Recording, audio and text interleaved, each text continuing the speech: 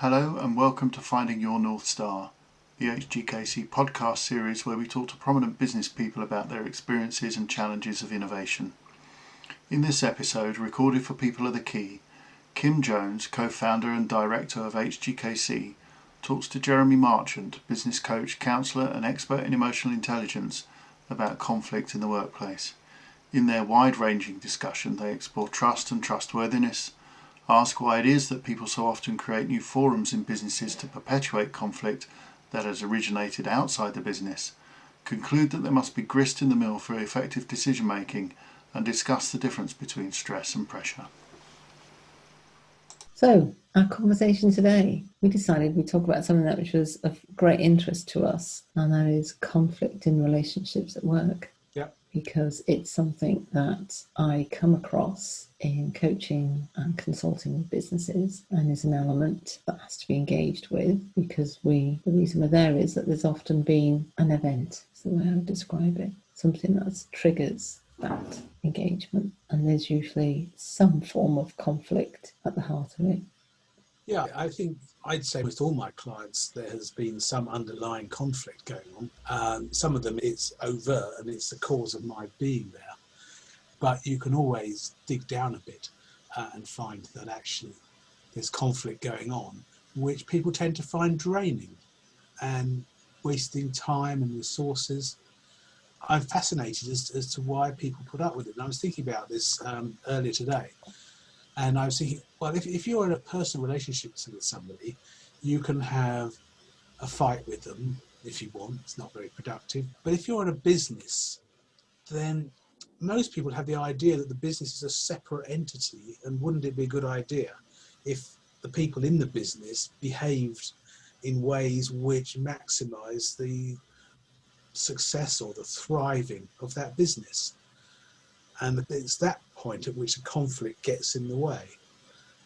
And then I find quite a lot of businesses that actually people would rather have the conflict than sort it out, because that would mean they'd have to address the issues in the business.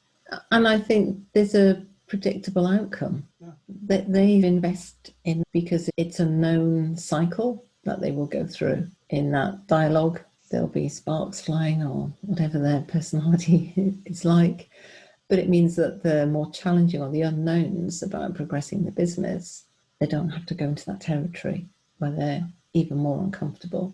So there's whether it's conscious or unconscious investment in that status quo.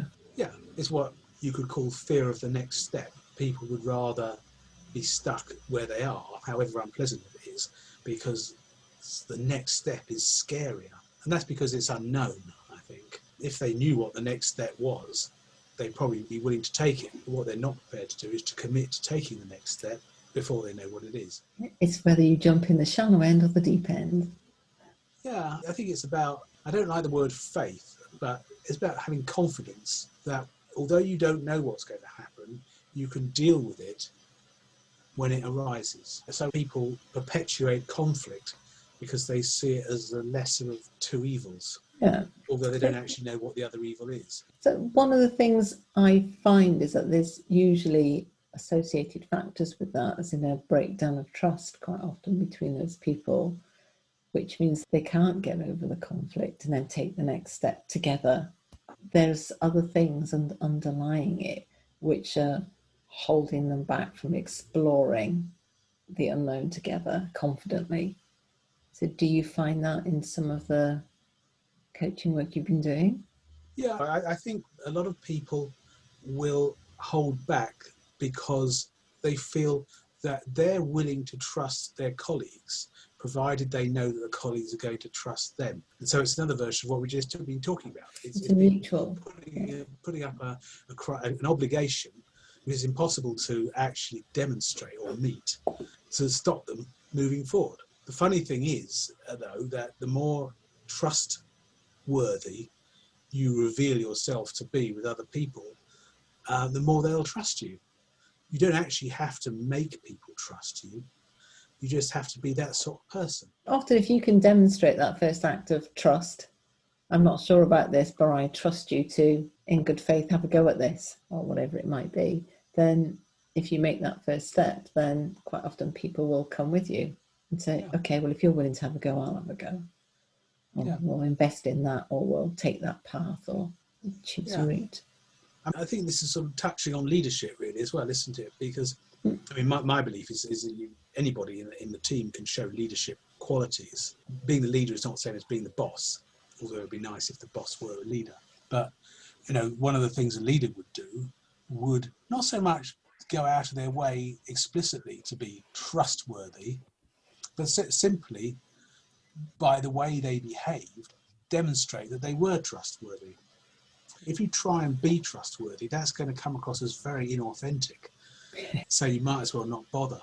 I mean, because we all know people who we would trust implicitly and other people who we perhaps wouldn't trust. And how we came to that conclusion is really hard to detect. I'll tell you, when I first started a small business, I joined BNI, and there was an independent financial advisor there, and I hardly knew him. He spoke his 30 seconds or whatever, but I didn't trust him.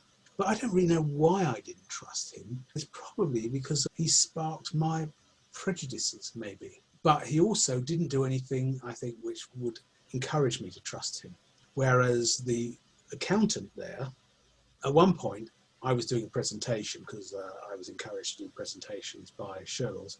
And so I had lots of business people there. And this accountant came along to see a presentation he had already seen so that he could bring one of his clients to see it, because he wanted his client to become my client, because the guy didn't have a succession strategy or anything. Now, that's the sort of behaviour on the accountant side, which I think engendered trust. In fact, it did so much to engender trust that I basically sacked my then current accountant, who happened to be in London, and went with him. That's the behavioural thing, isn't it? I'm willing to give. I'm willing to make an effort. And you know that they're listening, taking things on board. He doesn't know if you're really good at what you do. All he knows is that he likes what he sees. Yeah. Because, you know, you've said things that resonate with him, that have helped him make that decision. But the IFA has not done anything to reach out. No. You know, he's in a receiving mode, as in I'm an expert and I'm over here. Therefore, you should trust me because I'm an expert in this and in money, and it's my kind of right, a bit of entitlement going on. Yes, you use the word which I just wanted to explore, because there's this well-known phrase, give and take. But I don't think that's right, that phrase, because taking is an act of aggression. If I take your biro off your desk, then I'm, Whereas you're depriving me of it. If I give you my biro, that's not an act of aggression. So it should really be giving and receiving, not giving and taking. So, but when you said receiving just then, I thought actually the problem with this IFA was that he was in a taking place. He wanted to go to the BNI meeting and see what he could take, preferably without actually giving anything back. And I think that's really where bosses who end up by being in conflict with a lot of their staff are, because they want to take the services that the staff provide, and they're willing to pay them because that doesn't really impact on their personal finances, the company's finances, but they're not actually willing to give anything of themselves.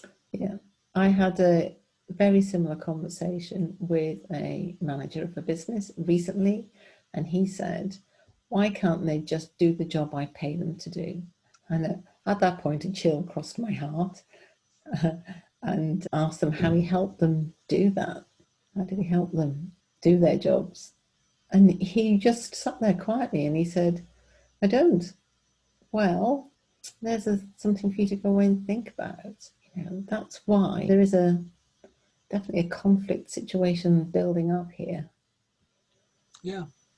You're trying to nip it in the bud and get him to reflect on it's more about him than about them. Yeah, this is very interesting, because what went through my mind just then was the idea of asking him the question, why can't you just do the job which your shareholders pay you to do? Which includes delivering excellent results. And if it requires this person to be rather more touchy-feely to achieve those excellent results, then I'm afraid he has to do it, or he would advise to do it. So he is in fact not doing the very thing that he wants his staff to do. I think it's very much a sign of modern workplaces where people have risen up technical ladders of managerial and people who've gone up people routes to grow into a leadership role or a managerial role. And you see that the technical people often haven't had any support to develop. Yeah. So even because they've never done the supervisory level, they've never managed one-to-one, or then several, and then grown up into roles.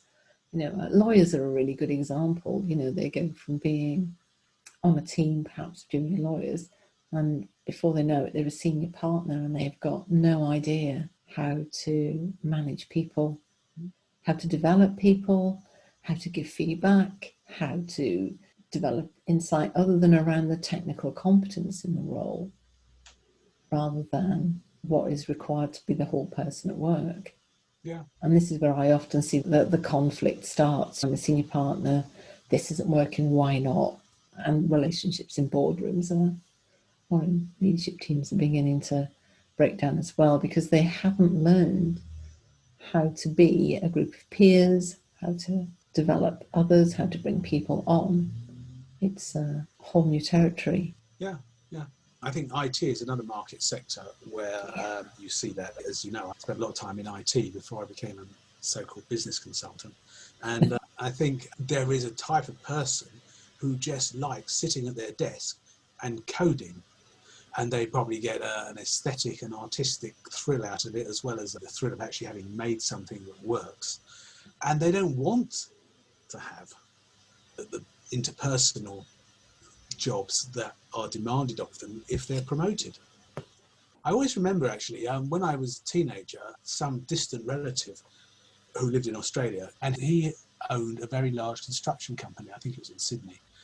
And he was proud that his salespeople earned more than he did, because he didn't want them to be promoted. He wanted them to be very good salespeople and not feel that the only way they could earn more was to be the boss of salespeople. In the very olden days, when I worked in finance, I can remember doing the salesmen's reviews and the development plans and their conversation plans, and someone being totally outraged that the highest paid person in the firm was the top performing salesman. And I was just laughing at him saying, well, what is our firm? Oh, it's a marketing agency, marketing group. Yeah. So what do we live on? What these people sell?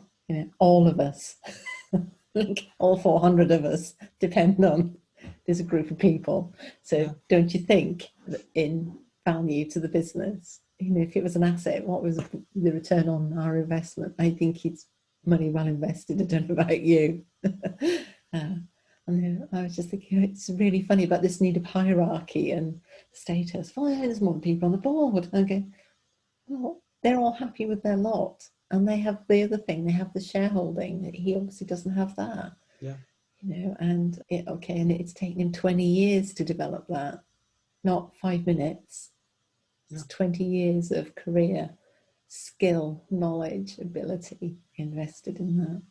And that kind of outrage was quite an interesting observation about people. So there's the flip side of the coin, though, to what we're discussing, because as you know, I'm the governor of an NHS trust, so I can observe an NHS trust of 8,500 people, where most of the managers have risen from more junior roles like nurses and doctors. If they haven't done it in that trust, then they've done it from, they've come from other trusts. And so the chief executive is a good example. She used to be a nurse one time. And I think that those people in the NHS, certainly in this trust, are very good at nurturing their staff, because they have been in nurturing, even dare I say it, healing roles in the past. And so they are the sorts of people who are good at that, are certainly receptive to that being a good way of working. And so you do see this as coming around in a virtuous spiral of people looking after each other. And I have to say, I can't remember hearing about any conflict in that trust, which just means that I have to be very attentive, because of course there must be lots and lots of conflicts in an organisation of 8,500 people. But it would be interesting to find out what sort of conflicts there have been and how they got resolved. And I think you'll probably find it's very different looking at some of the work of people like Brené Brown, about Dare to Lead, leading with vulnerability. You have a just cause, and people are willing to talk about the things that are not going so well. The whole culture and the evidence, the behaviours adopted by everyone, not just the leaders in those organisations, allows for a different resolution. Mm. So you can get through that conflict, resolve it, and there is clear blue water on the other side. They take the step together and go sort things out, carry on with the organisation growth and development. Going back to what we were discussing earlier, which is why people don't put the needs of the business ahead of their own needs. I suspect it's because they don't really know how to. They don't have a strong enough sense of the business as being an entity in its own right. I think that's a really good observation, Jeremy. I recently, with a board, suggested that I play the role of the business in the conversation. And I said, I am a child that you have all created. So when you're having this conversation, I shall take the point of view of the child, the thing that you have created, and we'll see how the conversation goes. And it was quite an interesting conversation because a lot of the things they were talking about would harm the child. So at the end we said, so how does that feel? Now let's talk that through. Because their relationship had been, this is a vehicle for us to do what we want, and not that the entity had a right in its own life. And therefore the employees were not just there to satisfy their personal goals, that they had right to the same privilege of enjoying being at work, being fulfilled, and for a good purpose. And that got them to explore why they were in conflict about some of their incongruent goals, and therefore what they should do about also thinking about the firm. And they agreed that over several sessions that they needed to get closer to their team and then set up some actions to do that in terms of more one-to-ones and a bit of coaching with their teams and a bit of investigation about what people wanted, and did a proper team day which focused on them. And a year on, they're in a much better place, and so are the team. But over many years, they've got used to it being their firm. Yeah. I was trained by Darren Sherlock as a business coach in his company. And I'm very grateful to Darren for many things. And one of the things he impressed on us was to make sure you ask the client what they think the purpose of their business is. Because actually most business owners don't know what the purpose of the business is. They'll probably tell you something which is actually an outcome, which is often actually just making money. But that's, of course, that's an outcome of achieving some other purpose. Yeah. And so I think a lot of conflicts in business simply arises because people don't know why they go to work. Because they have different views of what the purpose of business might be, if they've thought about it at all. And to the extent that this hasn't been hammered home, they just replace that idea with their purpose in going there, which could be anything from to have a fun time to earning lots of money to doing as little work as possible or whatever. And I think that would be really, really useful as a way of not removing conflict, but at least getting everybody on the same page. Why do you think they avoid talking about things like the purpose? They don't avoid it with me because they don't really have a choice, but wider across the business. I don't think it's occurred to them that the business anymore, that it really occurs to them that they personally have a purpose. And Darren had a model which is very useful, and it distinguishes between purpose and outcomes. And the purpose is self-explanatory and an outcome is self-explanatory, and they're not the same thing. So making money is an outcome. Yeah. Having nice Jaguars or BMWs on the driveway is an outcome. And I had a client, they were a company that provided IT support to other businesses. And they were really stuck for what their purpose was. And I was quite hard with them because they trusted me to be. So pretty much every time I asked them what the purpose of the business was, and they answered, I said, well, isn't that just an outcome?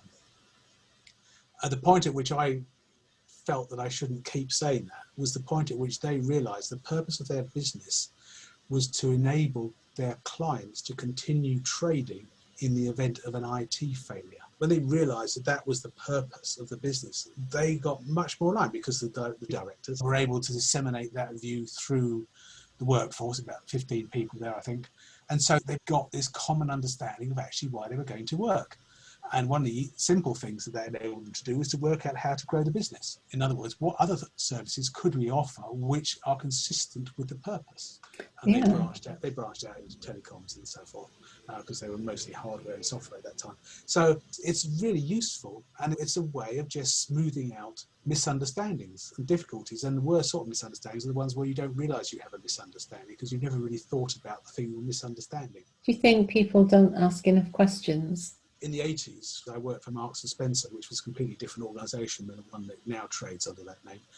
And I think the idea of asking questions all the time was very common. You know, why are we selling this jumper? Why are we selling this colour? And so forth. I'm not saying it was done in order to pick holes. On the contrary, it was done partly just to confirm that people were on the right track. Yeah, affirmation. Yeah, that's the word. I think it reassured people because they realised that they weren't so far out on a limb because they had kept checking and testing the water, if I can mix my metaphors, since 1850 or whenever the firm was founded, a bit later than that. But asking questions and not being afraid to discover that you don't know the answer is the key, because not knowing the answer is much worse than knowing an answer which turns out to be wrong. Yeah. One of the observations I have is that people don't ask enough questions in things, and that's why they end up in conflict at work. So what questions would you suggest to people in a client organisation that they should ask each other if they had the opportunity to? Well, it's a lot easier if you know what your purpose is. Yeah. And they should always be asking themselves, does this add to that? Is this taking us in the right direction? Yeah. So I worked with this amazing MD, and he'd say, I can understand your job's quite hard to see line of sight from what you do, because I was very removed. He said, but just ask yourself every day, does this add to our purpose or does it deduct? As you're a financy person, he said, let's just think of it like that. So is it something that is travelling towards, or something at the moment you're not sure that it is? Because I did a lot of experimental projects. And if I thought it was going to take me down and I just thought that's a really good barometer to have about a day. Yeah. Particularly when you work on sometimes quite nebulous projects or things which might be a bit remote or things that don't involve other people. It's kind of saying, is this actually taking us to that? Yeah. I think the second question of confirmation, are you sure that's what you really want? Are you sure that's what you really want to spend this money on? Are you sure that's the appointment you really want? Just asking when they've all gone, yeah, that's great, and everybody's whooping it up, and you go, no, let's be really serious. Are we sure that this is the right thing to do now, given what we know? There's more of those sort of questions. I think people should widen their options before they narrow them. So ask people to explore, to measure, to take a bit more time. Because I think a lot of things are done in the heat of the moment. Yeah. They're done on one person's energy in a boardroom, for instance, rather than drawing on all of the talents. So those sorts of questions. Yeah, I think people are most likely to find what their purpose of the business is if they don't have any preconceived ideas of what it should be. Because actually, ultimately, businesses only survive if people buy services and products from them. And so ultimately, the purpose of the business has to be intimately connected with that. And it's the short-term personal things that you're decision-making that you're trying to counter against, where they're really not useful for the organisation as a whole. And you're looking for behavioural or observable traits or things that allow you to see that this is going on if you're a manager or a director of a business. Of course, I think the problem can arise if it's the manager or the boss, shall we say, of a team who is the one who is fueling the conflict, because then that person can't sort of split themselves into two and observe what's going on and rationally decide to do something different. And I had a client who was actually in the NHS, not this particular trust, and she had a team of, 8-10 people. I never met the team, but I think there were 8 or 10 people, and they were making her life a misery. And she was very unhappy, and she was very stressed. And you could certainly say the conflict was a very good word to use about what was going on between her and her team. But the problem was that she wanted to be their friend. She had a belief that you can't be their friend if you're also their boss. Whether that belief is justified or even arguable, I don't know. I doubt it personally.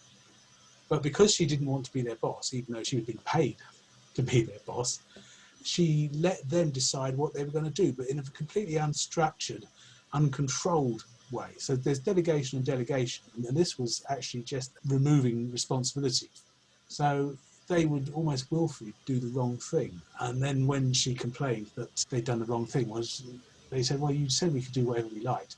And so that's really difficult when basically the boss is bringing into the workplace stuff which clearly originated outside the workplace and perhaps originated from an earlier part of her life. But we are a whole person at work, and this is part of the issues we have. Everyone's got a story of a conflict situation with the boss, I'm sure, which often it's another boss sees it, one of their peers, or there's a whistleblower. But where there aren't, people just vote with their feet. We see that all the time, so that they can just get away from the conflict situation because they know from their position they don't have the power to resolve it. And, the people above that manager should be addressing the performance of that individual and the impact that they're having on the team. Yeah. Beyond that, saying, well, actually, this is not resolvable. So that person needs to be either not managing people or they need to be removed. And I knew a company where there were joint managing directors, and these two guys were in a fight. And they'd been in a fight for 10 years. And they'd been in this fight since before they started the company together. So they were already fighting. They're already fighting. So you just think they're creating a new forum in which they can have a fight. And if necessary, they can line up their employees on one side or the other and have a war. And of course, one of the joint managing directors wanted me to coach them, and the other one, by definition, didn't. We all know people that like that drama. There is some kind of fuel that they need, that energy, that frisson. I mean, every firm needs a bit of that, particularly in a boardroom. You can't have compliance and complete agreement, otherwise there is no real progress. You need some grist in your mill. Yeah, I agree. I think the point I was leading up to is that the reason why people, like the example I gave, and like the bloke who told me, he was 40 at the time, he told me that there had been a period in his life when he hadn't spoken to his mother, and that period had lasted 20 years. And as it happened, when he started the business, he decided to make his mother a non-exec director of the business, thereby creating another forum in which they can perpetuate their fight. I completely agree that there is a need for the grist of the mill, but I think a lot of people are working through deeper issues, and even if they're not consciously intending to use their business life as the forum in which they perpetuate it, in fact, they can't help but do that, because things going on in the business, people in the business, remind them too much of the people who they knew in the past, who gave them trouble and with whom they have unresolved issues. Yeah. And I'm not saying that everybody in a company ought to be psychoanalyzed, not least because I don't think psychoanalysis is very efficient. It might be effective, but it's not efficient.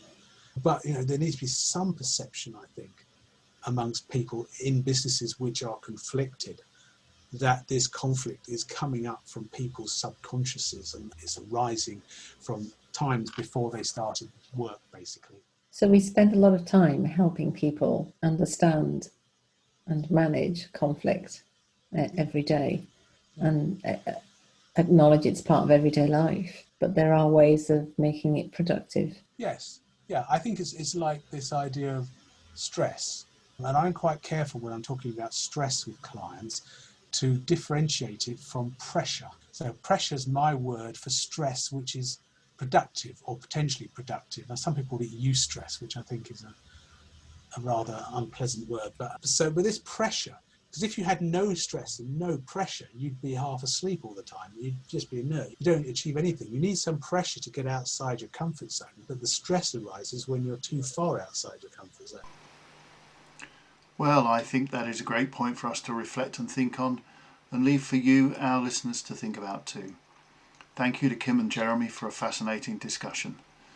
People are the Key is a collaboration between HGKC, Emotional Intelligence in the Workplace and Disc Simple, experts who together work with businesses and other organisations that have issues with conflict in the workplace or staff engagement. To find out more, please visit their website, peopleofthekey.com. To find out more about how HGKC work with owner-managed businesses on their leadership, innovation and preparation for exit, please visit www.hgkc.co.uk. Thank you for listening and goodbye.